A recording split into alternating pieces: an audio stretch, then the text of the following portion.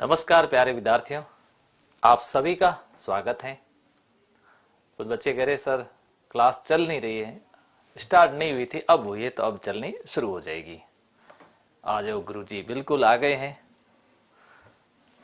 भीड़ मत कर, मुझे बैठने दे, सबको जगह मिलेगी। आराम से बैठना है सबको और आराम से सभी को क्या करना है, पढ़ना है।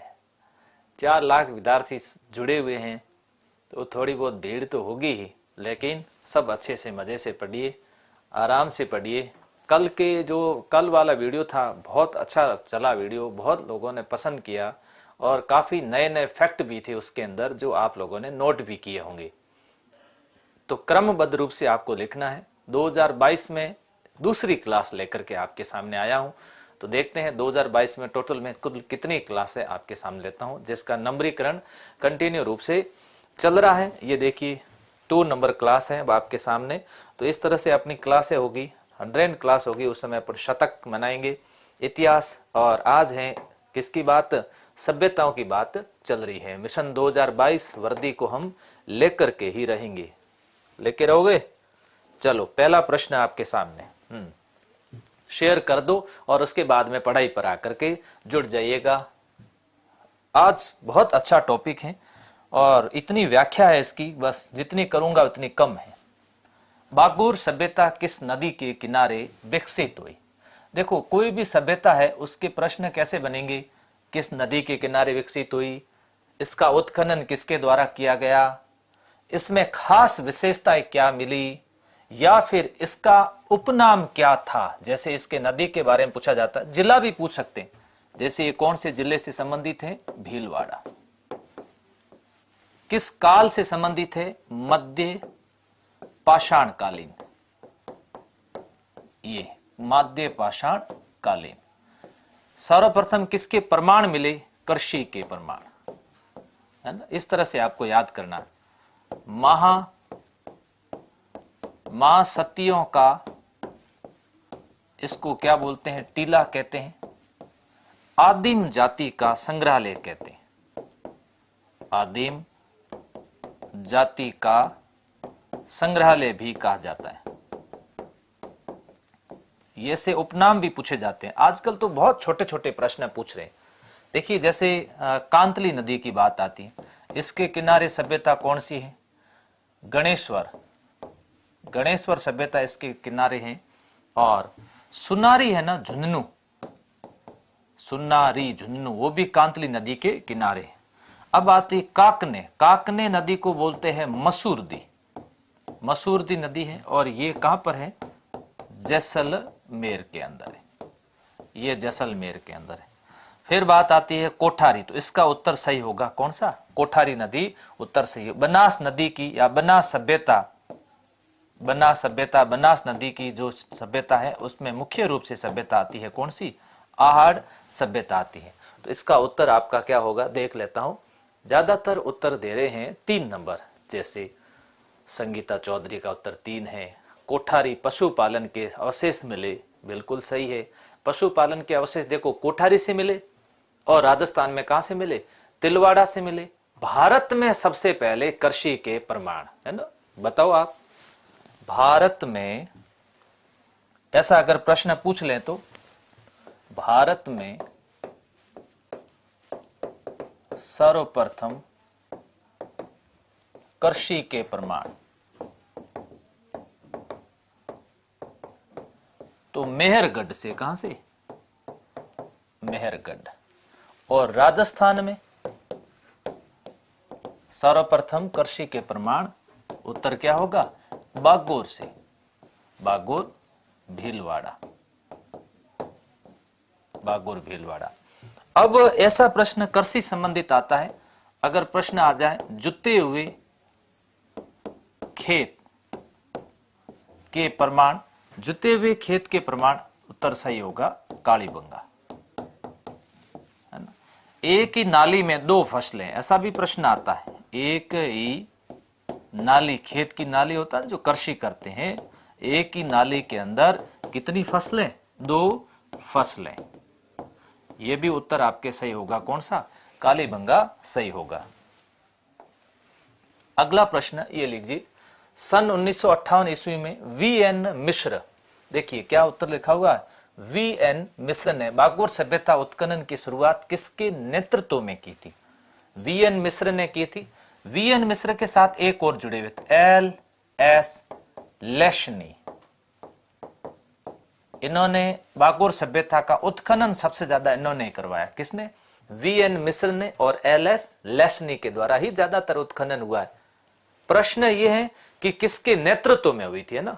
अब आपको यह बताना है कि किसके नेतृत्व के अंदर हुई थी। बहुत बढ़िया बात है, वेरी गुड, सभी जुड़ चुके हैं बच्चे। रोशन जी क्या कह रहे हैं? सर आपसे इतना स्नेह हो गया है ना, स्नेह हो गया। फर्स्ट ग्रेड बैच लॉन्च करो। फर्स्ट ग्रेड हिंदी का लॉन्च कर दिया, बाकी वाले लॉन्च कर रहे हैं ना। थोड़ी क्वालिटी भी तो देखनी पड़ती है, ऐसे तो है नहीं कि मर्जी पड़े तब लॉन्च कर दिया। अलवर की धरती, अच्छा अलवर की धरती से अक्षय कीर्ति व्यास, प्रोफेसर एच.डी. सांकलिया, सेतनकार या डॉक्टर ए.एस. गाउडी। तो ये तो आपका उत्तर है ना, ये है। किसके नेतृत्व में हुआ था? Professor HD. सांकलिया के नेतृत्व के अंदर हुआ था। ये प्रश्न आप कॉपी के अंदर नोट कर देना। ये जो अक्षय कीर्ति व्यास है, इनके नेतृत्व के अंदर सर्वप्रथम 1953 ईस्वी आहड़ का उत्खनन हुआ था। आहड़ का उत्खनन सबसे पहले इनके नेतृत्व में हुआ था। अक्षय कीर्ति व्यास, मेरा एक फॉर्मूला है ARH, है ना, याद कैसे करना? A Akshay Kirti Vyas, R Ratan Chandra Agarwal, R.C. Agarwal, H.D. Sankalia, H.D. Sankalia. तो ये हो जाएगा H.D. सांकलिया। तो उत्तर होगा कितने नंबर? 2 नंबर। ठीक है, अगला प्रश्न ये लीजिए, लेपिस लाजुली का संबंध किस सभ्यता से? पहला तो आपके मन में यह आता होगा, सर लेपिस लाजुली क्या है? लेपिस लाजुली एक कीमती पत्थर है। राजस्थान में 3 स्थानों से लेपिस लाजुली के बारे में जानकारी मिलती है। एक तो कहां पर? कालीबंगा से लेपिस लाजुली, दूसरा कहां पर? आहड़ से, फिर तीसरा इस स्थान से। अब आपके ये प्रश्न है, बड़ोपल, ये सीधा याद रखना, हनुमानगढ़ स्थान याद कर लेना। ऐसा प्रश्न कई बार आया हुआ है, राजस्थान पुलिस कांस्टेबल में सीधा पूछा हुआ है कि कालीबंगा सभ्यता कौन से जिले में? हनुमानगढ़ के अंदर है। फिर दूसरा पूछा है पचमता, पचमता कहां पर है? राजसमंद के अंदर है। पढ़ा आपने? पचमता राजसमंद के अंदर है। पचमता, लछूरा, ऐसे सभ्यता स्थल याद करो छोटे छोटे। उसके बाद में बात आती है मल्हा, मल्हा भरतपुर के अंदर है। और गणेश्वर कहां पर? सीकर, गणेश्वर सीकर। तो यहां आप लेपिस लाजुली कीमती पत्थर है जिसका संबंध किस सभ्यता से है? तो ये 2 तो ये होगी, तीसरी ये है पचमता से। किससे है? 2 नंबर, यस, राजसमंद से। बहुत बढ़िया। बड़ोपल, हनुमानगढ़, यस। ठीक है, चलिए अगला प्रश्न है, कालीबंगा पुरातत्व स्थल को सर्वप्रथम किसने प्रागैतिहासिक स्थल बताया? अब सबसे पहले प्रागैतिहासिक स्थल किसने बताया था? कौन सी सभ्यता को? कालीबंगा सभ्यता को। हड़प्पा की तीसरी राजधानी भी बताया, हड़प्पा की तीसरी राजधानी भी बताया। कालीबंगा सभ्यता के बारे में सबसे पहले, है ना, सबसे पहले खनन का कार्य भी किया गया। एक लिख रहे हैं, हूं गोरी किरण पीवरी, पुस्तक किसने लिखी? बताओ मेरे लाडलो, किसने लिखो? थारी बोली मने चोखी घनी लागे। गाणो है एक, है ना, गाना है ये। L.P. टेसीटोरी कहां के थे? इटली के, इटली के थे। किसके बुलाने पर आए बीकानेर? गंगा सिंह जी के बुलाने पर ये बीकानेर आए। इनकी समाधि कहां पर बनी हुई है? बीकानेर के अंदर बनी हुई है। इनके ऊपर एक पुस्तक लिखी गई, धोरारो धोरी। किसने लिखी थी ये पुस्तक? धोरारो धोरी। ये लिखी थी नथमल जोशी के द्वारा लिखी थी। नथमल जोशी ने लिखी थी धोरारो धोरी, ये पुस्तक लिखी थी। इन्होंने ही सबसे पहले कालीबंगा के बारे में जानकारी दी थी। क्या प्रश्न पूछेंगे? कालीबंगा के बारे में सबसे पहले सर्वप्रथम जानकारी किसके द्वारा दी गई है ना? कालीबंगा के बारे में सबसे पहले सर्वप्रथम जानकारी L.P. टेसीटोरी के द्वारा दी गई थी। तो L.P. टेसीटोरी के द्वारा जानकारी दी गई। अमलानंद घोष के नेतृत्व में उत्खनन का कार्य शुरू हुआ। कालीबंगा सिंधो भाषा का शब्द है। और इसका शाब्दिक अर्थ होता है काली चूड़ियां होती है ना। यस, काली चूड़ियां। ये देखो बच्चों ने, यादवेंद्र चंद्र शर्मा कितने उत्तर दे रहे बढ़िया तरीके से। ये आपके उत्तर तो ये बच्चे देने शुरू कर देते हैं, बहुत बढ़िया बात है, वेरी गुड। लीजिए आगे बढ़िए, चलते रहिए। और प्रश्न है अगला, कार्बन डेटिंग पद्धति, कार्बन सी है ना, C14 भी कहते हैं, इसे C14 भी कहते हैं। पद्धति के अनुसार कालीबंगा सभ्यता का काल क्या बताया गया, कालीबंगा सभ्यता का काल क्या बताया गया। देखिए ये समय बताना आपको, इसके अलावा भी दो समय आप याद रखना। जैसे 3250 से 2750 का समय किसने बताया था, जॉन मार्शल ने बताया था। जॉन मार्शल ने कहा था कि कालीबंगा का समय 3250 से 2750 है। व्हीलर ने, किसने, व्हीलर ने कहा था 2500 से 1500 है। कार्बन सी पद्धति कहती है कि 2350 से लेकर 1750 है। इसलिए कालीबंगा जो है, ध्यान रखना कौन सी, कालीबंगा सभ्यता को प्राक हड़प्पा सभ्यता कहते हैं। हड़प्पा से थोड़ी सी पहले की इसलिए क्या कहेंगे, हड़प्पा से थोड़ी पहले। हीन बस्ती कहते हैं, हीन बस्ती कहते हैं, क्योंकि यहां पर कच्ची ईंटों का प्रयोग ज्यादा हुआ, पक्की ईंटें भी हुई है। ईंटों के 2 अनुपात है, कच्ची ईंटों का प्रयोग जो हुआ वो 3:2:1 अनुपात में हुई। पक्की ईंटें जो थी वो 4:2:1 अनुपात के अंदर यहां पर प्रयोग में लाई गई थी। यस, तो याद रखना प्राक हड़प्पा सभ्यता दीनहीन बस्ती है। व्हीलर ने कहा 2500 से 1500, जॉन मार्शल ने कहा 3250 से लेकर के 2750, और कार्बन सी कहती है 2350 से 1750। ठीक है, चलिए अगला प्रश्न ये लो, प्राक इतिहास काल का समय क्या था। देखिए प्रागैतिहासिक है ना, प्राक इतिहास करो या प्रागैतिहासिक। प्रागैतिहासिक के बाद में दूसरा जो काल आता उसको बोलते हैं ऐतिहासिक कहते हैं। अब देखो ऐतिहासिक, इन दोनों के बीच में सीक का याद रखना, इन दोनों के बीच के अंदर एक काल थोड़ा सा और मिक्स किया गया, उसको कहा जाता है अर्ध ऐतिहासिक, है ना। कैसा, ऐतिहासिक कहते हैं। जब मानव लेखन का कार्य नहीं जानता था, लेखन उसकी जानकारी उसको नहीं थी, ऐतिहासिक प्रमाण नहीं मिले, जब से है ना, ऐतिहासिक प्रमाण नहीं मिले, लेखन की जानकारी नहीं थी, मनुष्य पत्थरों का प्रयोग करता था, पाषाण कालीन सभ्यताएं थी उस समय, तो उस इतिहास को कैसा कहते हैं, प्रागैतिहासिक काल कहते हैं। बहुत पुराना काल है। और यह देखिए 2,40,000 ईसा पूर्व से 3,000 ईसा पूर्व तक का है, और 3,000 के बाद में ऐतिहासिक काल आ जाता है। कैसा, ऐतिहासिक काल आ जाता है। हैंड एक्स संस्कृति के अवशेष निम्न में से किस जगह पर प्राप्त नहीं हुए। ये हैंड एक्स संस्कृति है ना, इसके अवशेष राजस्थान के पूर्वी भाग में ज्यादा हुए, पूर्वी भाग। अब पूर्वी भाग राजस्थान के अंदर देखते हैं कौन कौन से। देखिए जैसे नंबर 1 विराटनगर, बैराट, जयपुर, ये पूर्वी भाग का क्षेत्र है। भानगढ़ कहां से है, अलवर से है, ये भी जयपुर के पूर्वी भाग से है। रंग महल कहां से है, हनुमानगढ़, तो ये तो पूर्वी भाग है नहीं, उत्तरी भाग हो जाएगा। और ढिगारिया कहां पर है, दौसा से, कहां है, दौसा से है ढिगारिया, तो ये आपका होगा पूर्वी भाग।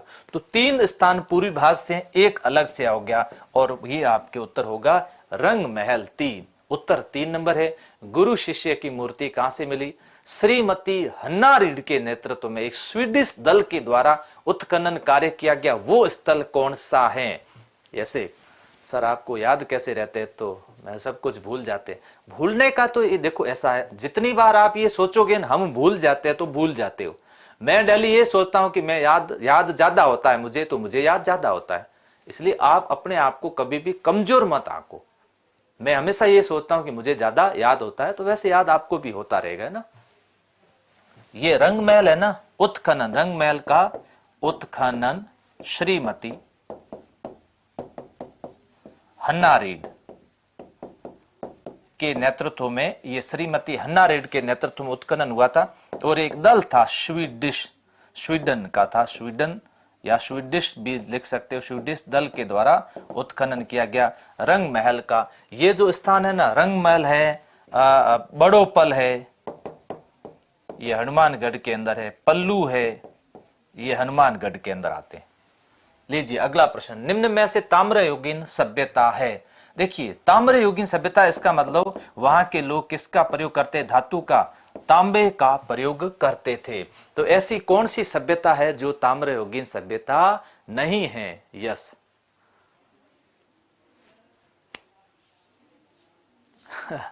सर ऑफलाइन में बीच बीच में जैसे चुटकुले सुनाते वैसे सुनाओ आपको। अच्छा लो, एक भाई साहब तो किताबें किताबें पूछ रहे हैं, हूं गोरी किण पीवरी, एक बीननी दो बीन, है ना। ये सारे आज ऐसे ही क्यों पूछ रहे हो, क्या बात है, घर में कोई लड़ाई झगड़ा तो नहीं हुआ? हाँ तो परिवार में सब राजी खुशी है। आज सारे प्रश्न ऐसे ही पूछे जा रहे हैं। ताम्रयुगीन सभ्यता, देखो यहां भीनमाल, गणेश्वर, नोह, और फिर बात आती है कौन सी, आलनिया। आलनिया कहां पर है? कोटा। पहले तो मैं आपको स्थान बता देता हूं, आलनिया कोटा है, और इससे क्या मिले हैं, शैल चित्र मिले। क्या? शैल चित्र मिले, एक तो ध्यान रखना। नोह कहां पर है? भरतपुर में, नोह भरतपुर। और गणेश्वर तो सीकर है। आप कहोगे सर इसको तो हम अच्छी तरह से उत्तर देंगे, क्योंकि इसको ताम्र युगीन सभ्यताओं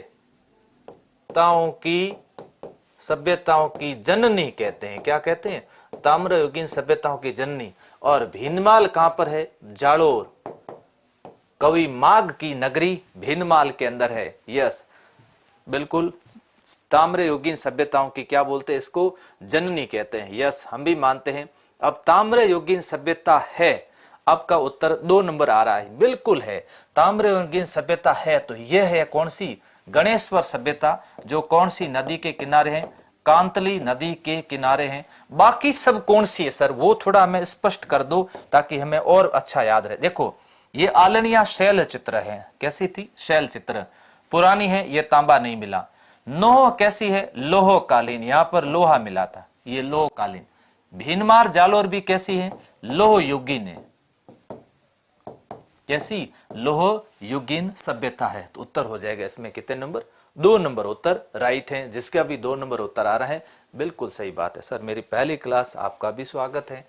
भारत का सबसे बड़ा मध्य पाषाण कालीन पुरातत्व स्थल कौन सा है?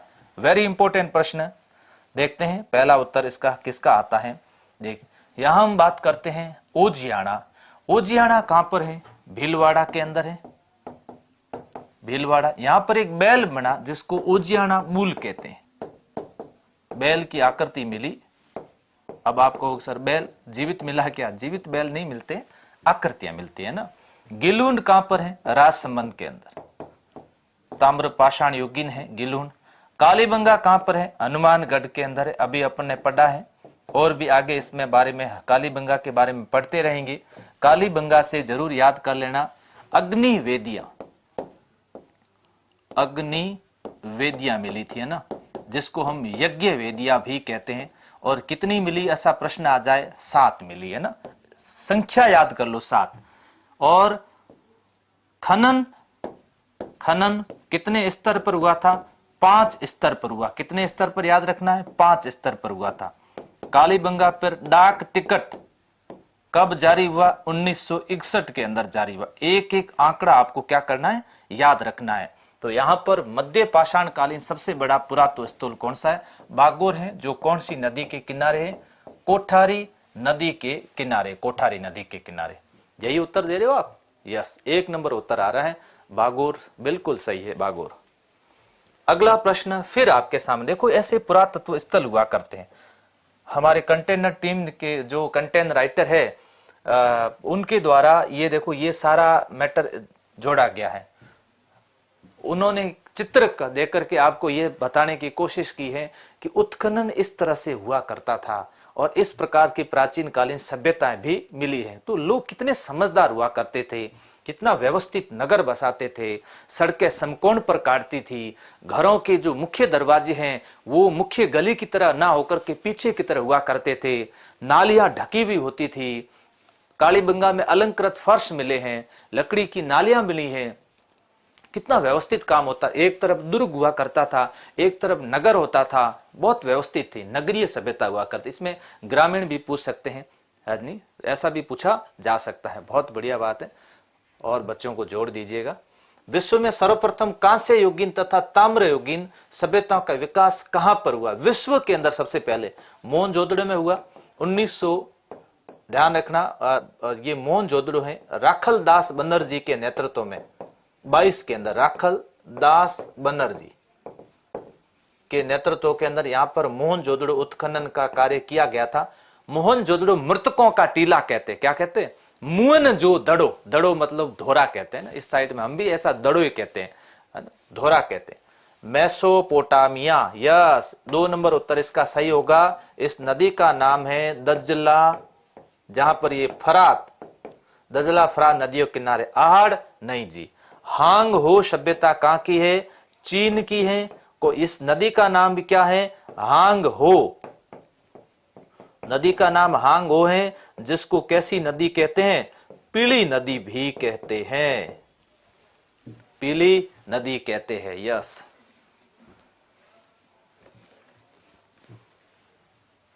उत्तर हो गया 2 नंबर। चलिए अगले प्रश्न की ओर बढ़ते हैं। ये लो आपके सामने, भारत में सिंधु सभ्यता के सर्वाधिक स्थल कहां खोजे गए? सिंधु सभ्यता, पाकिस्तान और भारत का विभाजन हुआ तो अधिकतर जो सभ्यता स्थल थे वो कहां चले गए? पाकिस्तान के अंदर चले गए। जैसे सिंधु सभ्यता का जो खोजा गया पहला स्थान था, जिसका नाम था हड़प्पा, रावी नदी के किनारे, खोज करता थे दयाराम साहनी। पुरातत्व विभाग ये कहते हैं कि जो पहला स्थान होता है उसी के नाम पर सभ्यता का नामकरण किया जाता है। तो नाम क्या किया गया? हड़प्पा सभ्यता। फिर आप कहोगे इसको सिंधु क्यों कहते हैं? क्योंकि अधिकतर स्तर जो है इसी नदी के किनारे मिले, इसलिए इसको सिंधु घाटी सभ्यता कहते हैं। फिर आपका प्रश्न होगा सर इसको ताम्रयुगीन सभ्यता क्यों कहते हैं? क्योंकि यहाँ के लोग तांबे का प्रयोग ज्यादा करते थे। फिर कहोगे सर कांस्य युगीन क्यों कहते हैं? क्योंकि तांबे में टिन डाल करके कांसा बना दिया, तो इस सभ्यता स्थल को कांस्य युगीन सभ्यता भी कहते हैं। अब भारत में सबसे ज्यादा कहां पर है? गुजरात के अंदर। जैसे गुजरात के मैं आपको बता देता हूं, धोलावीरा, धोलावीरा गुजरात के अंदर, लोथल गुजरात के अंदर जहां पर गोदीबाड़ा मिला, रंगपुर गुजरात के अंदर, बड़े बड़े स्थान हैं, और सुरकोटड़ा, सुरकोटड़ा कहां पर? गुजरात के अंदर। घोड़े के साक्ष्य मिलते हैं, यहां से प्रमाण मिलते हैं। उत्तर हो जाएगा इसका कितने नंबर? 2 नंबर उत्तर दिया है, बिल्कुल राइट उत्तर आ रहा है। जिसने भी दिया गुजरात, वेरी गुड। आगे स्थान नोट कर देना गुजरात के। हड़प्पा कालीन सभ्यता का प्रमुख व्यापारिक केंद्र था। प्रमुख व्यापारिक केंद्र कौन सा था? देखो, हड़प्पा कालीन का प्रमुख व्यापारिक केंद्र कालीबंगा था। कालीबंगा से कोई व्यापार नहीं, उतना बड़ा कोई व्यापारिक केंद्र नहीं था। फिर बात आती है बालाथल था, या फिर रोपड़ था। रोपड़ कहां पर है? पंजाब के अंदर। या फिर रोपड़ था, या फिर लोथल था। लोथल एक व्यापारिक केंद्र था, जहां पर क्या मिला है मेरे लाडलो? गोदीबाड़ा मिला है। लोथल को मैनचेस्टर के नाम से भी जाना जाता है। हड़प्पा का है ना, हड़प्पा कालीन सभ्यता का मैनचेस्टर किसे कहते हैं? तो हड़प्पा कालीन सभ्यता का अगर मैनचेस्टर आपसे पूछा जाए तो देखिए, ये जहाज वगैरह ठहराई जाए, ये जो नदी है, इस नदी का नाम प्रश्न पूछ ले, कौन सी नदी के किनारे? भोगवा नदी। इसका उत्खनन सबसे पहले किसने किया? 1957 ईस्वी SR राव के नेतृत्व में उत्खनन का कार्य किया गया। किसका? लोथल का उत्खनन का कार्य हुआ था। तो हड़प्पा सभ्यता का इसको मैनचेस्टर भी कहते हैं। यहां से गोदीबाड़ा भी मिला। उत्तर होगा कितने नंबर? 4 नंबर उत्तर इसका सही होगा, यस। चावल के अवशेष मिले लोथल से, है ना। लोथल से बंदरगाह, बंदरगाह तो आपके सामने ये देखो दिख रहा है। चावल के प्रमाण तो यहां से भी मिले, कहां से? आहड़ से भी मिले। अपने राजस्थान का आहड़ है ना, आहड़, यहां से भी चावल के प्रमाण मिले, आहड़ से भी मिले।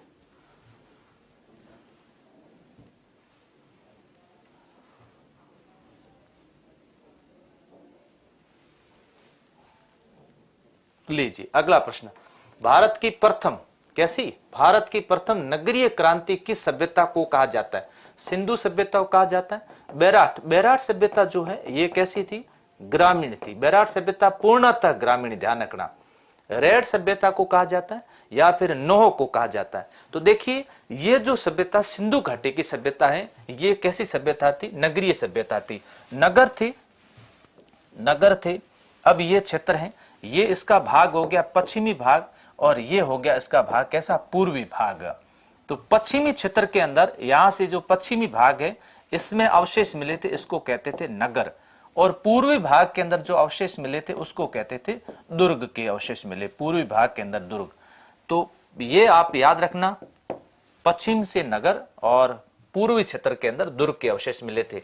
नगरीय सभ्यता थी, ये समकोण पर सड़कें काटती थी। तो उत्तर होगा कौन सा, 1 नंबर उत्तर इसका सही होगा, यस।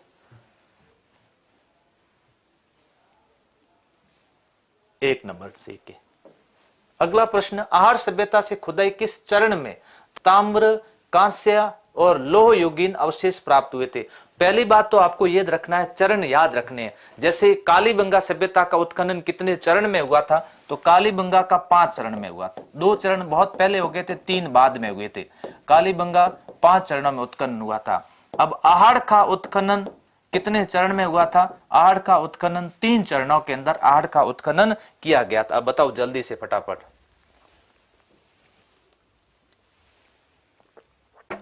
पहला चरण आहड़ के अंदर सबसे पहला चरण था, तो यहां पर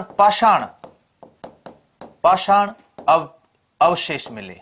तो पाषाण अवशेष पत्थर के अवशेष मिले ना, तो यहां पर पहला हो जाएगा पाषाण।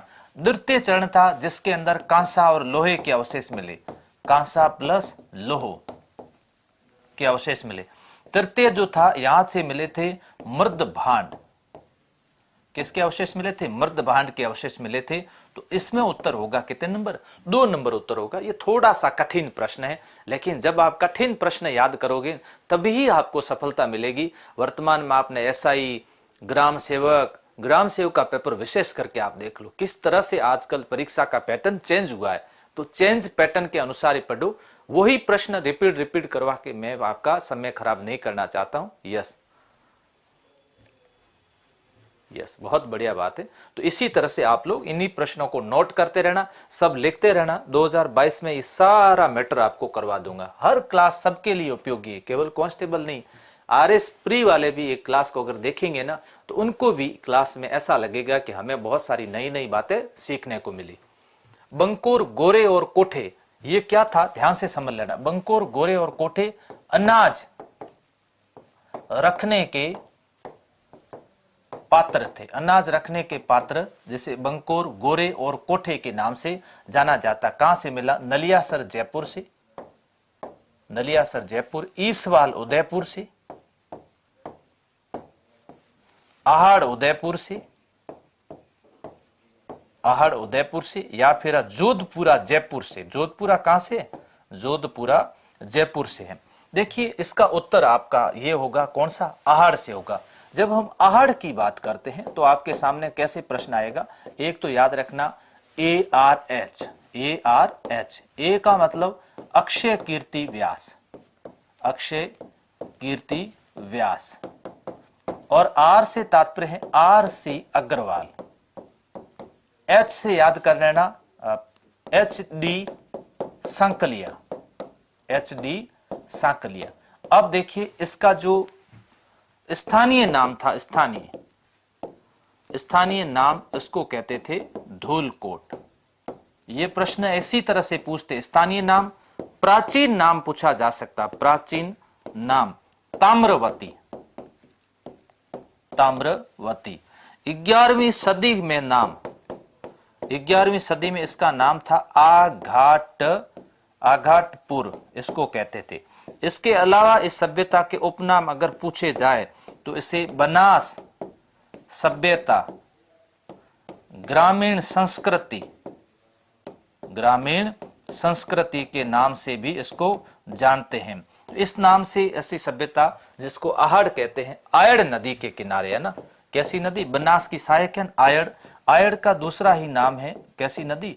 बेड़च नदी के किनारे यह सभ्यता की जानकारी मिलती है। यस, 2100 से 15, बढ़िया बात है। रेखा ने अच्छा उत्तर दिया इसका।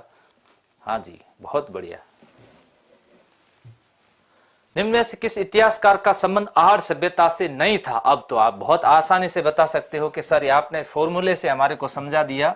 ए याद हो गया, आर याद हो गया और एच याद हो गया। ARH याद होने के बाद में 1953 के अंदर ए के द्वारा किया गया, 1954 के द्वारा एच के द्वारा किया गया और 1961 को आर के द्वारा 54 और एच के द्वारा 1961 में उत्खनन का कार्य किया गया। अक्षय कीर्ति व्यास, तो ये देखिए ए, आर रतन चंद्र अग्रवाल, बिल्कुल, एच डी सांकलिया, ये एच हो जाएगा, तो ये इनका जो संबंध है इस सभ्यता से नहीं है। कौन सभ्यता से? आहड़ सभ्यता से नहीं है। 3 नंबर उत्तर जिसने भी दिया है बिल्कुल सही है। यस, बहुत बढ़िया बात। अगला प्रश्न ये लो, काले लाल रंग के मृद भांड जिस पर ज्यामिति एवं प्राकृतिक चित्रांकन के साक्ष्य किस सभ्यता से मिले थे? बहुत अच्छा सा प्रश्न है। काले लाल रंग के जो मृद भांड, मृद का मतलब होता है मिट्टी के बर्तन, और ये मिट्टी के बर्तन जो मृद भांड है ये आपके कहां पर मिले? आहड़ में भी मिले हैं। यस, ध्यान रखना, कहां से? आहड़ में भी मिले हैं। सर वीडियो की कट ऑफ बताओ, इसका मतलब कल वीडियो की कट ऑफ बतानी ही पड़ेगी बहुत अच्छी तरीके से। कल एक छोटा सा वीडियो बनाऊंगा, आप देख लेना। हाँ जी, हिंदी के लिए कौन सी बुक्स अच्छी रहेगी? हिंदी के लिए वैसे महेंद्र सिंह जी अपने परिवार के सदस्य हैं, असिस्टेंट प्रोफेसर, उन्होंने बताई भी है। मैं उनको बोल दूंगा, वो एक क्लास लेंगे तो आपको सारी वापस समझा देंगे। और यस, बिल्कुल, दीपक विष्णु जी कह रहे हैं सभी शेयर कर दो। हाँ जी, कर दो ताकि सभी बच्चे जुड़ जाएं, और उनको सबको जोड़ना भी जरूरी है।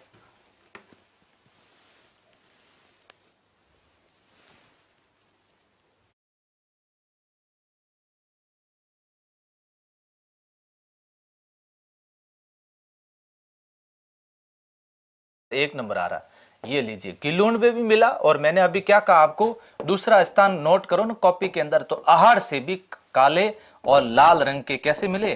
काले रंग प्लस लाल रंग है ना, लाल रंग के मृद भांड मिले। मृद भांड मतलब मिट्टी के बर्तन मिले। तपाते थे ना उसको, तो पीछे से तो कलर कैसा हो जाता था? ये तपाने से नीचे से कलर हो जाता था, कैसा कलर? काला कलर हो जाता था। ये नीचे से ये तपाएंगे तो इसका तो कलर हो जाता था, काला कलर हो जाता था।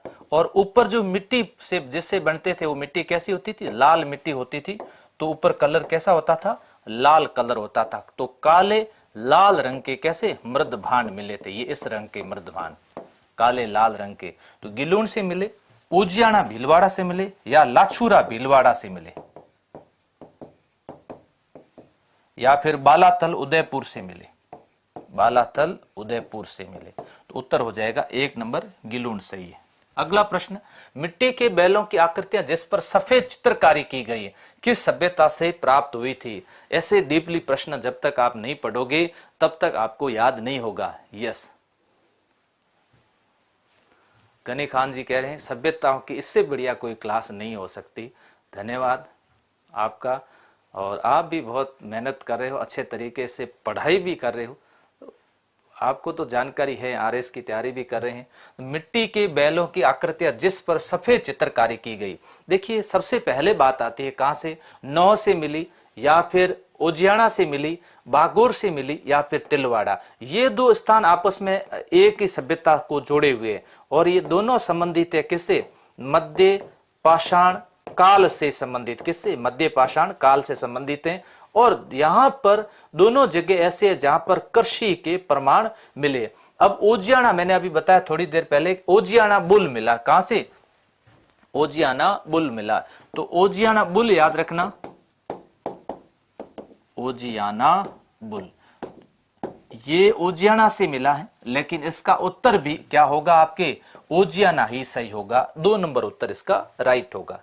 अगला प्रश्न, बैराट के अलावा बुने हुए वस्त्रों के अवशेष कहां से मिले? बैराट, बैराट के बारे में कहा जाता है, बैराट ये मौर्य कालीन है।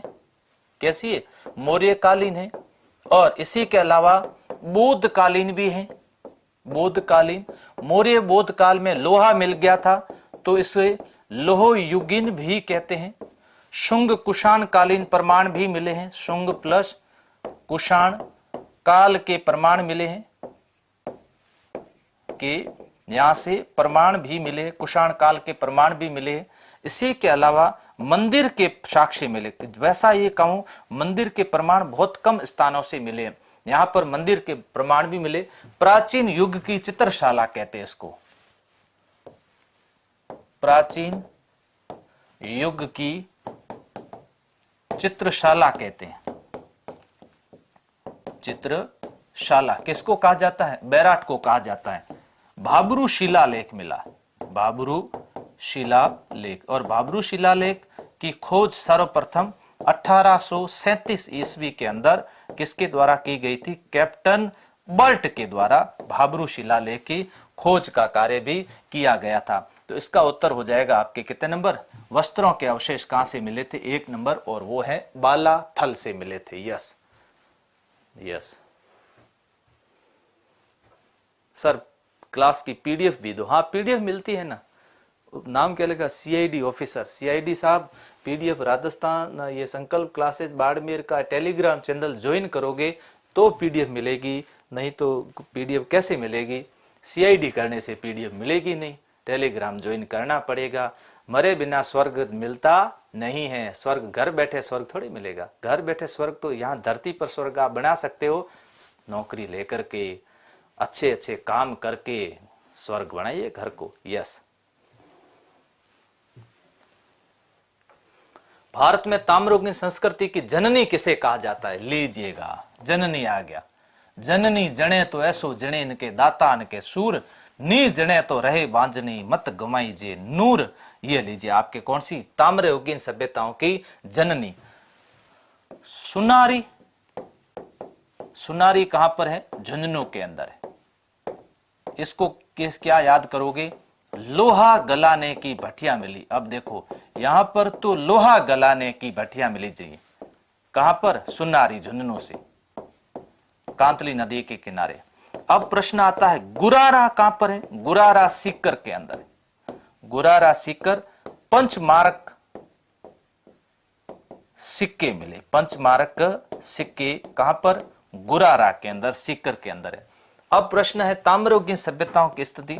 जिस गणेश्वर सभ्यता, इसको पुरातत्व का पुष्कर कहते हैं। पुरातत्व का पुष्कर कहते हैं। दूसरा इसका खास प्रश्न यह है कि यहां पर मछली पकड़ने के कांटे मिले। यहां पर 99% उपकरण तांबे के मिले। 99% उपकरण किसके? तांबे के मिले। और घरों में पत्थरों, घर जो बनते थे ना, घर ईंटों के नहीं, किसके? पत्थर के बनते थे। और पत्थर के बांध भी यहां से मिले हैं। तो घर ईंटों के नहीं बनते थे। तो उत्तर होगा इसका कितने नंबर? 4 नंबर, गणेश्वर सभ्यता। यस, बहुत बढ़िया बात। स्वर्ग नरक दोनों धरती पर है, बात सही है आपकी सिमरा राम जी सारण। ललितासन मुद्रा में बैठी स्त्री की मूर्ण मूर्ति किस सभ्यता से प्राप्त हुई थी? ये चीजें आप याद करिएगा। अब आपने पता नहीं आज दिन तक कैसे प्रश्न याद किए। ये जो प्रश्न है ना, किसी भी किताब की कॉपी नहीं है, बिल्कुल यूनिक प्रश्न है जी। भौर जी सर की जन्मदिन विश करना लाइव ले। भौर जी सर आज क्या है, बाहर गए हुए हैं, जोधपुर है काफी 2-3 दिन से। नहीं तो आज हम लाइव लेके आते, आपसे जरूर मुखातिब करवाते, क्योंकि हमें पता है कि आप बहुत मिस कर रहे होंगे सर को। ये सामने आते तो अच्छा रहता जी। चलो आप एक बार मैसेज कर दो सभी, हैप्पी बर्थडे। क्या पता वो क्लास, अपनी क्लास देख रहे होंगे।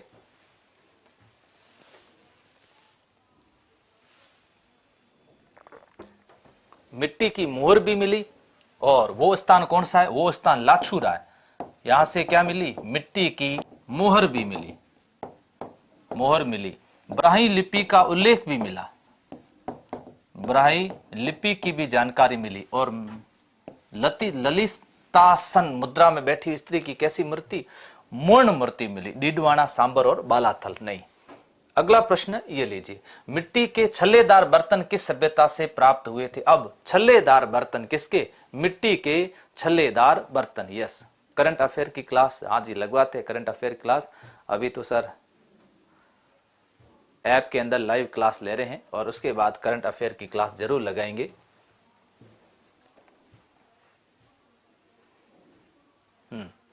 मिट्टी के छल्लेदार बर्तन गणेश्वर से मिले, बालाथल से मिले, रंग महल से मिले, या फिर नलियासर सांबर से मिले?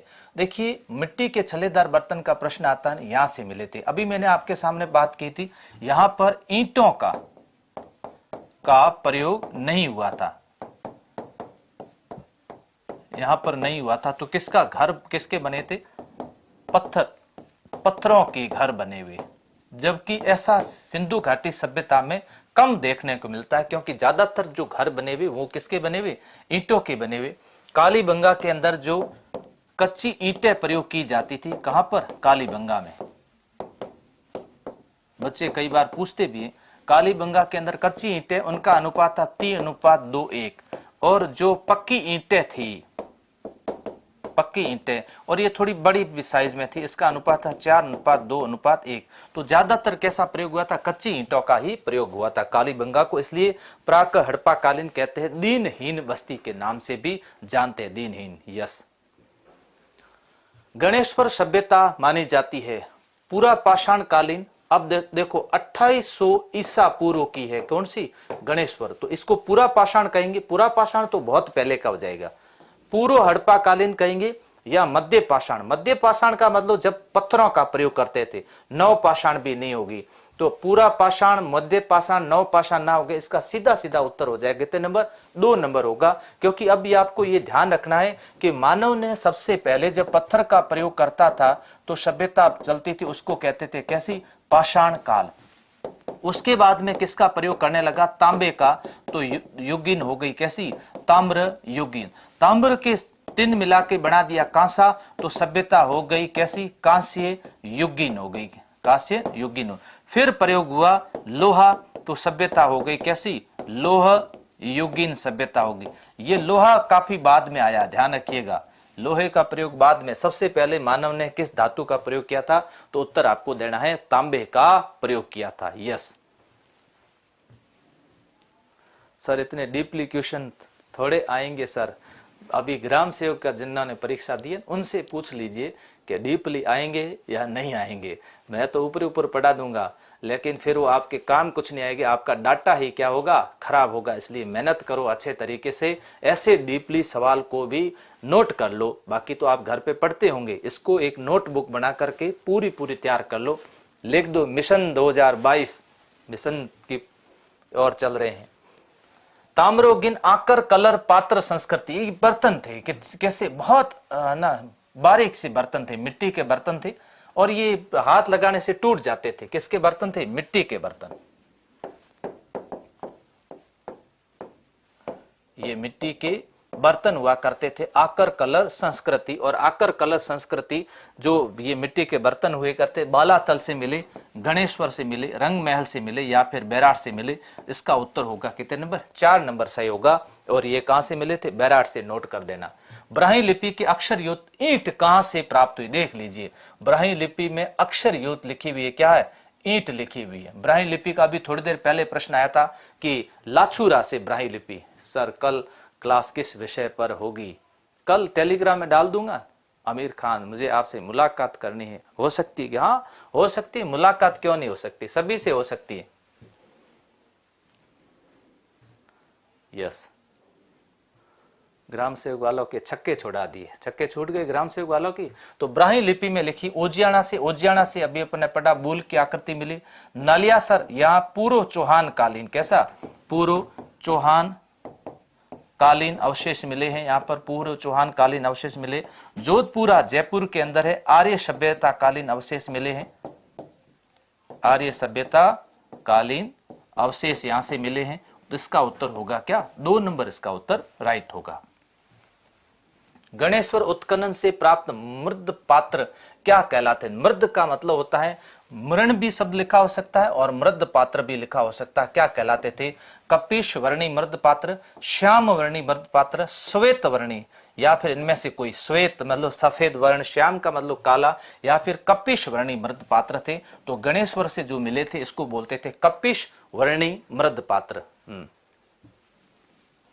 यस।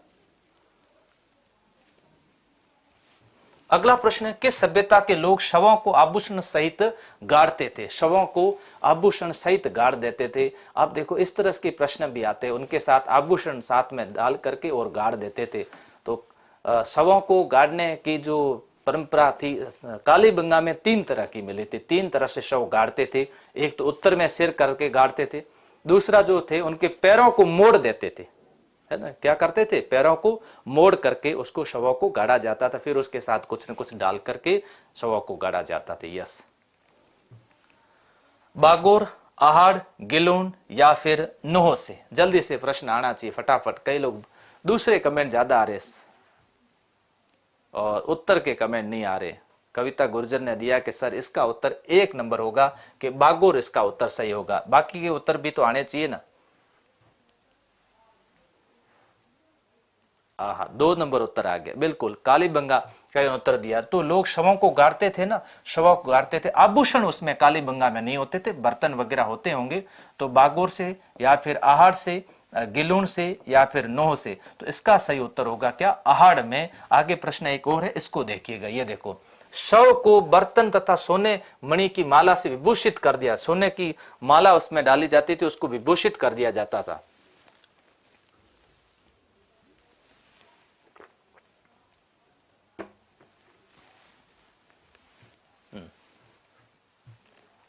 वो सभ्यता स्थल कौन सी थी, कालीबंगा। तो कालीबंगा सभ्यता स्थल के अंदर शव गाड़ने के 3 तरीके थे। कितने तरीके थे, याद रखना, 3 तरीके से। नंबर 1, पहला उत्तर दिशा में सिर किया जाता था। दूसरा, पैरों को मोड़कर, और तीसरे के अंदर कुछ बर्तन वगैरह डाल देते, माला वाला पहना देते थे, और ये तीसरा तरीका होता था। तीसरा तरीका ये हो जाएगा ना, इधर लिखा हुआ। अगला प्रश्न है, बस्तियों के 3 बार बसने और उजड़ने के साक्ष्य किस सभ्यता स्थल से मिले। कि 3 बार बस्ती बसी और फिर वो क्या हो जाती है, उजड़ जाती है। तो कहां, गणेशपुर में ऐसा हुआ, कालीबंगा में ऐसा हुआ। कालीबंगा में उत्खनन 5 स्तर पर हुआ था, उत्खनन हुआ है 5 स्तर पर। यहां पर तो ऐसा हुआ नहीं था। रंग महल में हुआ था या फिर लाछुराम हुआ था। तो याद रखना लाडलो, ऐसे टॉपिक के जो सवाल है अधिकतर हम लोग छोड़ते हैं, क्या करते हैं, हम पढ़ते नहीं है। जैसे सभ्यता है, सिक्के है, अभिलेख है, इस ये कैसा होता है, थोड़ा टॉपिक थोड़ा कठिन माना जाता है, और सब कहते हैं कि सर कहानियां वाले, तो कहानियां वाले नहीं, ऐसे भी हमें पढ़ना चाहिए जी। तो उत्तर होगा इसके अंदर रंग महल। अब देखिए, रंगमहल सभ्यता किस नदी के किनारे। देखो, सबसे पहला प्रश्न ये ध्यान रखना है कि रंगमहल है कहां पर, कालीबंगा कहां पर है, कालीबंगा हनुमानगढ़ के अंदर है। रंगमहल कहां पर है, हनुमानगढ़ के अंदर है। पीलीबंगा कहां पर है, हनुमानगढ़ के अंदर है। बड़ोपल कहां पर है, हनुमानगढ़ के अंदर है। तो ये सभ्यता है, तो नदी कौन सी होगी, नदी होगी कौन सी, घग्गर नदी होगी। साबी के किनारे कोई है क्या, जोधपुरा, जोधपुरा उत्खनन है, वो कहां पर है, जयपुर के अंदर है, और इस नदी के किनारे जिसका नाम है साबी नदी। बनास, बनास की सहायक नदी है जिसको कहते हैं बेड़च, और इसके किनारे है बेड़च जिसको आयड़ भी कहा जाता है। और सभ्यता कौन सी, आहड़ सभ्यता। बनास के किनारे है गिलून सभ्यता, गिलून सभ्यता। कोठारी नदी के किनारे है कौन सी सभ्यता, बागोर सभ्यता, कोठारी किनारे हो जाएगी। तो उत्तर हो जाएगा इसका 2 नंबर। सैंधव सभ्यता, कुषाण कालीन सभ्यता एवं पूर्व गुप्त कालीन, तीनों के साथ में देखो, पूर्व गुप्त कालीन, कुषाण कालीन और कैसी, सैंधव। बालाथल, बालाथल तो कैसी है, ताम्र युगीन है। तो ताम्र युगीन सभ्यता है, तो इसका मतलब केवल हड़प्पा कालीन, सैंधव कालीन है। लोथल, लोथल गुजरात से है, तो यह सभ्यता सिर्फ किससे है, ताम्र युगीन है, तो हड़प्पा कालीन है। दूसरी ये भी कैसी है, गिलून, ताम्र युगीन है, ये भी हड़प्पा कालीन है। ये स्थिति सभ्यता है रंगमहल, जिसमें कुषाण कालीन भी मिले, पूर्व गुप्त कालीन भी मिले, और सैंधव सभ्यता के प्रमाण भी मिले। 2 नंबर उत्तर इसका राइट होगा, 2 नंबर। यस,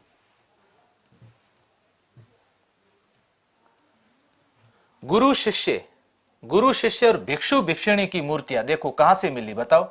गुरु और शिष्य की मूर्तियां मिली, इसका मतलब सिंधु घाटी सभ्यता के अंदर पढ़ाई भी करवाई जाती होगी, ऑनलाइन क्लासें भी होती होगी, क्या पता। इसलिए गुरु और शिष्य की मिली है। जब बताओ कहां से मिली है।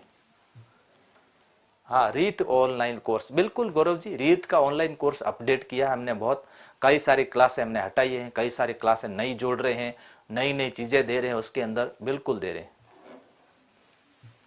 तो इसमें मल्हा भरतपुर, मल्हा कहां पर है, भरतपुर के अंदर। ईसवाल उदयपुर लोहकालीन, याद रखना ईसवाल उदयपुर में कैसी है, लोहकालीन, ये लोहकालीन हो जाएगी। नोहर, नोहर से मिली नहीं, रंग महल हनुमानगढ़ से मिली है, तो उत्तर सही होगा, बिल्कुल 4 नंबर सही है, रंग महल हनुमानगढ़। रेड, रेड कहां पर है, सबसे पहले तो हमें याद रखना है रेड टोंक के अंदर है, रेड टोंक के अंदर है। कौन सी नदी किनारे, बनास नदी किनारे है, रूपनगढ़ नदी किनारे, ढील नदी किनारे, या फिर बनास नदी के किनारे। बनास, बनास तो है नहीं, भले 2 बार ऑप्शन आया क्योंकि बनास इसके अंदर, रूपनगढ़ नहीं है, तो ये कौन सी नदी हो जाएगी, ढील नदी के किनारे रेड टोंक कहते हैं। और यहां इसको प्राचीन भारत का टाटा नगर के नाम से भी इसको जाना जाता है, इसको प्राचीन भारत का टाटा नगर भी कहते हैं, रेड टोंक के अंदर। कालीबंगा को हड़प्पा सभ्यता की तीसरी राजधानी किसने कहा था, बहुत अच्छा प्रश्न है। तीसरी अमलानंद घोष ने कहा था। अमलानंद घोष के समय उत्खनन हुआ सर्वप्रथम उत्खनन का कार्य किया गया 1952 के अंदर, अमलानंद घोष। दशरथ शर्मा के नेतृत्व, हाँ जी दशरथ, दयाराम साहनी, हड़प्पा, सबसे पहले हड़प्पा का उत्खनन हुआ था दयाराम साहनी। डॉक्टर हन्नारीड के द्वारा रंग महल का उत्खनन का कार्य करवाया गया था, श्रीमती हन्नारीड। तो कालीबंगा को हड़प्पा सभ्यता की तीसरी राजधानी कहा था दशरथ शर्मा ने। कालीबंगा से भूकंप के प्रमाण मिले, भूकंप के प्रमाण कालीबंगा से मिले थे। कालीबंगा से एक कब्र मिली जिसका नाम चिरायु कब्र, चिरायु कब्र मिली थी। कालीबंगा से 6 छिद्र वाली खोपड़ी मिली थी, छिद्र खोपड़ी मिली। तो इससे प्रमाण किसका मिला, शल्य चिकित्सा। मात्र शतात्मक व्यवस्था थी, कैसी थी, मात्र सत्तात्मक व्यवस्था थी, मात्र सत्तात्मक व्यवस्था थी। तो दशरथ शर्मा ने कहा, दशरथ शर्मा उत्तर दे रहे हो, यस सर। इसकी पीडीएफ कौन से टेलीग्राम चैनल पे मिलेगी, इसी पर मिलेगी, ये देखो ऊपर लिखा हुआ है, ये टेलीग्राम चैनल है, इसी टेलीग्राम चैनल पर आप आओ, इस पर मिलेगी। सर्वतात द्वारा अश्वमेघ यज्ञ का उल्लेख किस सभ्यता में, सर्वतात ने अश्वमेघ यज्ञ करवाया था नगरी सभ्यता के अंदर। देखिए नगरी कहां पर है, चित्तौड़ में। गुप्तकालीन सिक्के बहुत मिले, नगरी चित्तौड़, गुप्तकालीन सिक्के मिले। जोधपुरा मैंने अभी आपको बताया, जयपुर साबी नदी किनारे है। और कैसी, आर्य सभ्यता, बुढ़ा पुष्कर या बुढ़ा पुष्कर भी कहते हैं इसको, और ये अजमेर के अंदर है, अजमेर के अंदर है। और जायल, जायल कहां पर है, नागौर के अंदर है। अब आपके सामने प्रश्न है कि सर्वतात के द्वारा अश्वमेघ यज्ञ करवाया था, इसका उल्लेख कहां पर मिलता है, तो उत्तर होगा सर 1 नंबर इसका सही है, यस 1 नंबर इसका सही है, और वो है नगरी सभ्यता, नगरी सभ्यता, गुड। अगला प्रश्न है, ये लीजिए, महिषासुर मर्दिनी की मूल मूर्ति कहां से प्राप्त हुई, महिषासुर मर्दिनी की मूल मूर्ति। नगर, नगर कहां पर है, टोंक। देखो मैं पुलिस के लेवल के, सब लेवल के प्रश्न बता रहा हूं, आप बेफिक्र रहिए और इनको याद करिए, 45 नंबर पक्के समझते हो तो। नगर टोंक में है, और यहां पर सिक्के मिले थे मालव जनपद के। अब देखो कितना सरल प्रश्न है कि मालव जनपद के सिक्के हमें कहां से मिले, नगर से मिले थे। नलियासर, नलियासर सांबर। जूना खेड़ा प्रश्न आ जाता है तो कहां पर है, पाली, नाडोल के पास स्थान है, पाली। एलाना स्थान आ जाता है, कहां पर है, जालोर। अब देखो एलाना से प्रश्न पूछा तो सरल क्या प्रश्न पूछे जाएंगे, ताम्र योगिन है, कैसा है, ताम्र योगिन है, कैसा, किस स्थान कहते हैं, एलाना कहते हैं। जूना खेड़ा ये भी कैसा है, ताम्र योगिन है, याद रखना ये भी ताम्र योगिन है। नलियासर सांबर। और अब बताओ इसका उत्तर क्या होगा, यस नलियासर से मिली। वीडियो का रिजल्ट, सब वीडियो के रिजल्ट में लगे हुए हैं कि आप मेंस की तैयारी करनी है आपको। हाँ जी, कालू पालीमाल अच्छा पढ़ाते हो, थैंक यू कालू जी, अच्छा पढ़ाते हैं, बिल्कुल आपने कहा। तो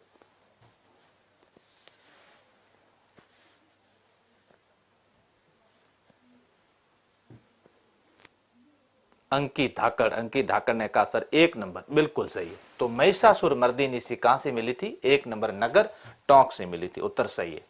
एशिया का सबसे बड़ा सिक्कों का भंडार कहां से मिला, सबसे बड़ा सिक्कों का, एक उत्तर ये भी आता है, ये बयाना लिखा हुआ ना, बयाना में आपके प्रश्न आएगा गुप्तकालीन सिक्कों का भंडार मिला, कौन से? गुप्तकालीन सिक्कों का भंडार मिला। ये भी बड़ा भंडार था, लेकिन ये सिर्फ थे आपके गुप्तकालीन सिक्के। सुनारी कहां पड़ता है? झुंझुनू। यहां से लोहा गलाने की भट्टियां मिली, लोहा गलाने की भट्टियां सुनारी झुंझुनू से मिली थी। अब है रेड टोंक, जो कौन सी नदी के किनारे है? ढील नदी के किनारे है, और ढील नदी किनारे सभ्यता में एशिया का सबसे बड़ा सिक्कों का भंडार मिला है, रेड से मिला। बिल्कुल सही उत्तर आ रहे हैं सबका, रेड टोंक सही है, गुड।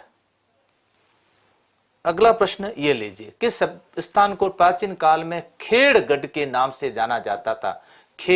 खेड़ स्थान इनका हुआ करता था, किसका? मल्लीनाथ जी का हुआ करता था, खेड़ स्थान होता था। और खेड़ क्षेत्र आसपास में यहीं पर राठौड़ साम्राज्य का केंद्र भी रहा है, राठौड़ साम्राज्य केंद्र भी रहा है। और खेड़ के पास में स्थान पड़ता है तिलवाड़ा। तिलवाड़ा में मल्लीनाथ पशु मेला भी लगता है, कौन से माह के अंदर? चैत्र माह के अंदर मल्लीनाथ जी के पशु मेला, जिसकी शुरुआत किसने करवाई थी? मोटा राजा उदय सिंह ने करवाई थी।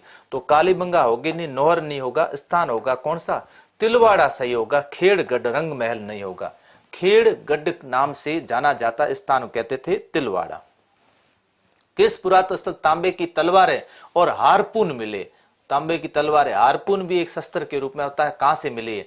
मलाह से मिली। मलाह कहां पर है? भरतपुर। बिल्कुल, बहुत अच्छे अच्छे प्रश्न है।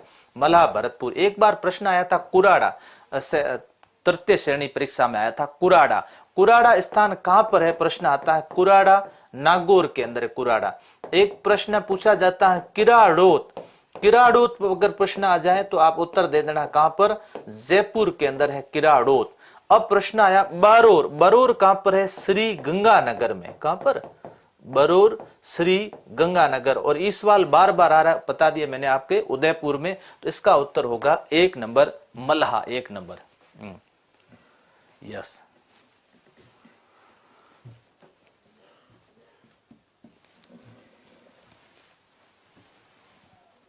ये लो, अगला प्रश्न है, निम्न में से किस स्थल से जाख बाबा की प्रतिमा प्राप्त हुई? जाख बाबा की कहां से हुई? आभानेरी दोसा से हुई। आभानेरी दोसा, आभानेरी बहुत प्रसिद्ध है, किसके लिए? चांद बावड़ी के लिए। चांद बावड़ी, आभानेरी दोसा। काफी अच्छे प्रश्न पूछे जाते हैं।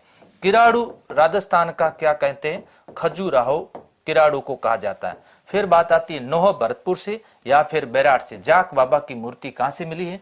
उत्तर यही होगा 3 नंबर के सर, नोह भरतपुर से मिली है।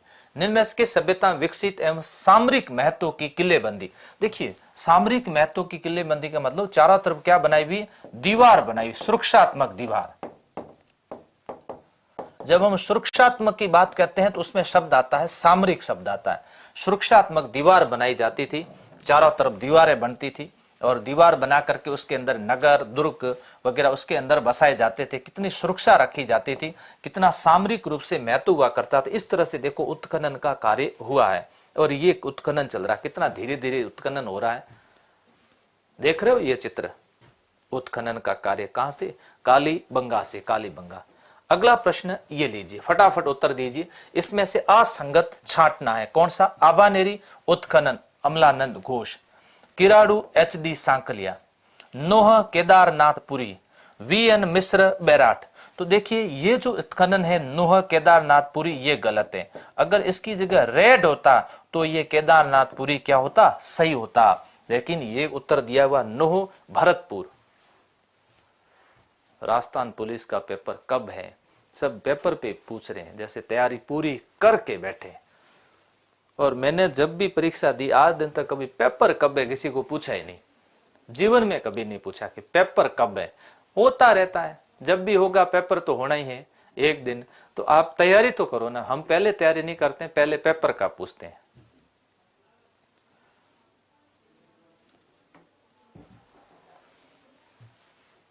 सात अग्निवेदियां की पंक्ति प्राप्त हुई, बताओ ऐसा प्रश्न मैं कितनी बार आपके सामने आज मैं बोल चुका हूं।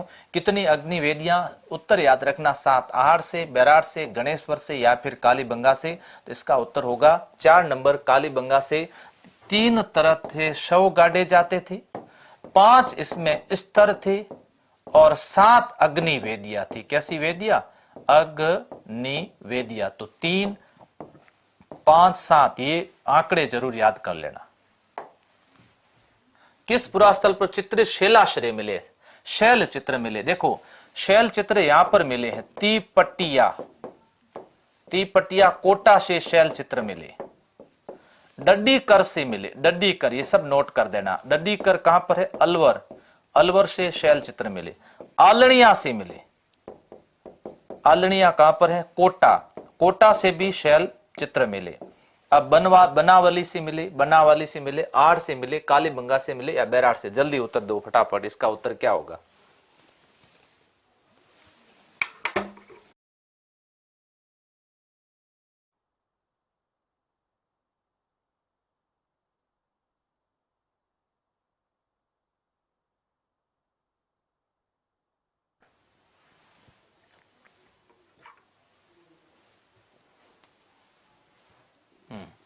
बिल्कुल सही उत्तर है। इसका उत्तर क्या है? बैराड़ से। प्राचीन चित्रशाला कहा गया, प्राचीन युग की चित्रशाला। बैराड़ को क्या कहा गया? प्राचीन युग की चित्रशाला कहा गया। बैराड़ सही है। आहार संस्कृति के लोग निम्न में से किस धातु से परिचित नहीं थे? तांबा तो था ही, तांबे से परिचित थे, बाद में ये लोहे से परिचित हुए, टिन से परिचित हुए थे, लेकिन इससे परिचित नहीं थे। किससे? आहार संस्कृति के लोग चांदी से परिचित नहीं थे। और बाद में आहार सभ्यता कहां की? उदयपुर की है। और बाद में चांदी की खाने भी कहां से मिली? उदयपुर से मिली। चांदी और शीशे की खाने उदयपुर से मिली है, लेकिन उस समय ये परिचित नहीं थे। किस स्थान से प्रणाल युक्त अर्धे पात्र मिला? अर्धे पात्र प्रणाल युक्त मिला। बहुत अच्छा प्रश्न है। इससे ईरान सभ्यता से संबंध जोड़ा जाता है, इसलिए ऐसा प्रश्न पूछा जाता है। कहां से मिला था? कुराड़ा नागौर से मिला, बरूर श्री गंगानगर से मिला, दूलामणि हनुमानगढ़। दूलामणि का स्थान कहां पर है? यह हनुमानगढ़ पे। पंचमाता कहां पर है? पढ़ा हुआ कभी? पंचमाता उदयपुर में है, पंचमाता उदयपुर। ऐसे स्थान पढ़ो, यस ऐसे पढ़ा करो। बरूर, बरूर अभी आपको मैंने बताया था, बरूर कहां पर है? श्री गंगानगर, श्री गंगानगर, श्री गंगानगर के अंदर कौन सा है? बरूर सभ्यता स्थल हो जाएगा, यस। तो ये स्थान होगा आपके कहां पर? कुराड़ा नागौर, इसका उत्तर होगा। कालीबंगा से हड़प्पा पूर्व सभ्यता के मिलते जुलते अवशेष पाकिस्तान में किस स्थान पर मिले? कालीबंगा जैसे जैसे पाकिस्तान में सुतका गेंडोर है, लाहौर है, कोट दीजी है या फिर मोंटगोमरी जिला नहीं। तो कालीबंगा को प्राक हड़प्पा कालीन सभ्यता कहते हैं। तो यहाँ प्राक हड़प्पा, हड़प्पा से थोड़ी कैसी? पूर्व की, इसलिए शब्द आता प्राक, और प्राक ये है कोट दीजी। कोट दीजी है, आप एक ध्यान रखना, ये सुर कोटड़ा है। हालांकि मैं इंडियन हिस्ट्री के भी कुछ पार्ट करवाऊंगा। सुरकोटड़ा गुजरात के अंदर है। कहां पर? गुजरात के अंदर है। घोड़े के यहां से प्रमाण मिलते हैं, घोड़े के साक्ष्य। ये सुरकोटड़ा, रंगपुर, धोलावीरा ये स्थान यहाँ पर। निम्नलिखित में से हड़प्पा संस्कृति का नवीनतम उत्खनन स्थल कौन सा है? ये नया माना जाता है और इसको वर्तमान में यूनेस्को की विश्व धरोहर सूची में शामिल कर दिया गया। यूनेस्को की सूची के अंदर इसको शामिल कर दिया गया। बताओ वो स्थल कौन सा होगा? ये प्रश्न तो आपको याद होना चाहिए। मोहनजोदड़ो है, मोहनजोदड़ो पाकिस्तान के अंदर, रोपड़ पंजाब के अंदर, धोलावीरा गुजरात के अंदर है, या फिर कालीबंगा है, यस। प्रेम जी महाराज की जय। लो कैसे कैसे लोग कमेंट कर देते। घर पे बैठे बैठे करो, रजाई में बैठ बैठ के कुछ भी लिखो, मर्जी आपकी। जैसे मैं कोई बहुत बड़ा पंडित हूं, महाराज की जय बोल रहे सब। धोलावीरा 40वीं, अच्छा बहुत बढ़िया बात है। उत्तर क्या होगा इसका? धोलावीरा होगा, गुजरात। राजस्थान किस जिले में युद्ध संग्रहालय की स्थापना अगस्त 2015 में की गई? फटाफट उत्तर आना चाहिए, सबके कमेंट आने चाहिए। देखता हूं अब की बार कुछ लोग केवल पढ़ाई पे ध्यान दे रहे, कमेंट नहीं करे। कमेंट कर दिया करो। सीकर में, जैसलमेर में, जोधपुर में या फिर बाड़मेर के अंदर ये संग्रहालय से संबंधित प्रश्न पूछा गया, इसलिए आपका इस सभ्यता में लिया प्रश्न। और इसका उत्तर है 2 नंबर, जैसलमेर के अंदर 2015 के अंदर युद्ध संग्रहालय की स्थापना की गई। सरस्वती प्रकाश पुस्तकालय जो अलभ्य दुर्लभ है ना, जो मिलते कम हो। साहित्य का अप्रतिम खजाना स्थित है, लाडनू के अंदर है, डूंगरगढ़ के अंदर, शाहपुरा के अंदर, फतेहपुर सीकर के अंदर है। तो सरस्वती पुस्तक प्रकाशालय, सरस्वती भंडार पूछ लें, सरस्वती भंडार। तो देखिए सरस्वती भंडार का प्रश्न आया तो उत्तर होगा कौन सा, उदयपुर होगा। और यहां आपसे प्रश्न पूछा जा रहा है सरस्वती प्रकाश पुस्तकालय, तो ये उत्तर होगा कितने नंबर, 4 नंबर उत्तर सही होगा। और ये है फतेहपुर सीकर। इस वीडियो की पीडीएफ मिल सकती है, बिल्कुल मिल सकती है। इस टेलीग्राम चैनल को ज्वाइन कर लीजिए, जरूर आपको इसकी पीडीएफ मिल जाएगी। अब बताओ, हाँ जी, अब कुछ पूछना हो तो पूछ लीजिए, लास्ट के अंदर कुछ बातें भी आपसे कर लेता हूँ। बांसवाड़ा की तरह से प्रणाम, बिल्कुल प्रणाम आपको। हाँ, टेलीग्राम चैनल टेक्निकल टीम ने डाल दिया है। रीट का सिलेबस कुछ नहीं, बहुत सस्ता सा 399 रुपए के अंदर तो सारा रिकॉर्डेड कोर्स दे रहे हैं, कॉम्बो कोर्स पूरा पूरा मिल रहा है, एक किताब गाइड के मूल्य के अंदर। आप बताओ आपको कि राजस्थान के अंदर ऑनलाइन जो क्रांति की हमने बात की थी, अभी तक उस पर कायम है, अभी तक बढ़ा ही नहीं है। बाकी इसी ऐसा ही कोर्स, ऐसे ही फैकल्टी, अब आप समझ गए होंगे कितना में मिल रहा है।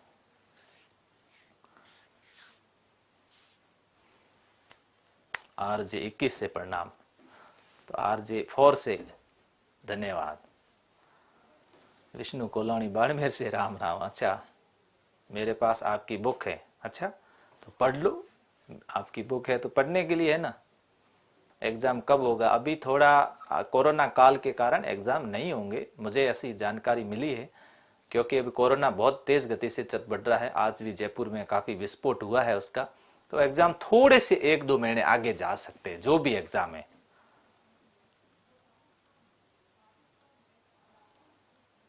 सर ऐसे पेपर आएंगे ना, हाँ जी ऐसे आएंगे तो आपको तो फायदा होगा ना, ऐसे सवाल पढ़ लो, आप तो आगे निकल जाओगे उनसे। जो ऐसे नहीं पढ़ते वो तो पीछे रह जाएंगे ना। कल का वीडियो देख करके रोज क्लास लेने का मन करता है तो बिल्कुल करेगा, नई नई चीजें लेकर के आ रहा हूं। मुझे कितनी मेहनत करनी पड़ती है, 2 कंटेंट राइटर जो है पूरे दिन मेहनत करके ये टॉपिक तैयार करते हैं, बताओ।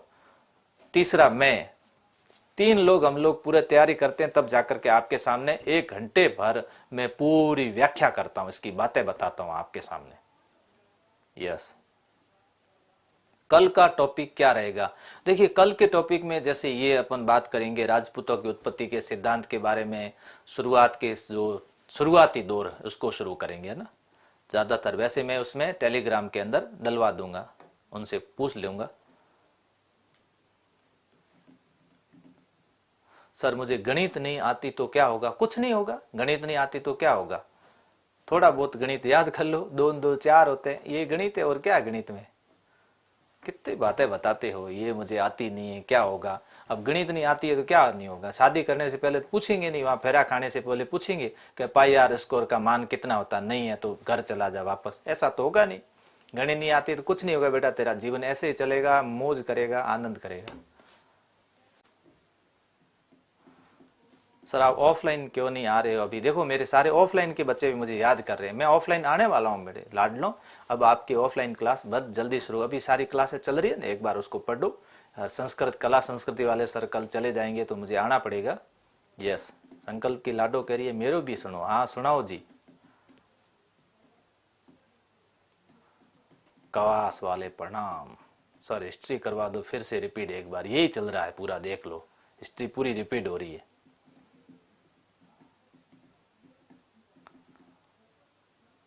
दक्ष वाले कंप्यूटर की, हाँ पढ़ो बिल्कुल, उसमें मैं साथ में जुड़ा हुआ हूँ धर्मेंद्र जी के साथ में। उस क्लास किताब का लेखन का कार्य भी किया है और अच्छी किताब है, पिछले कांस्टेबल के अधिकतर प्रश्न उसी के अंदर आए।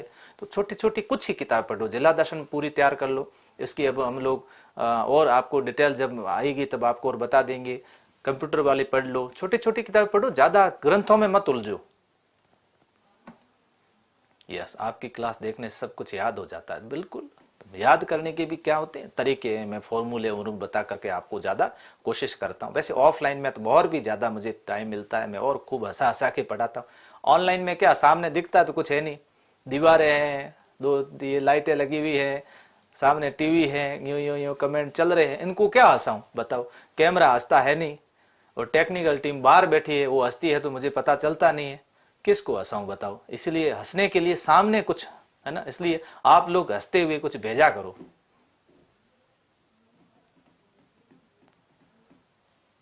चलिए, तो आप सभी को शुभ रात्रि। जय हिंद, जय भारत।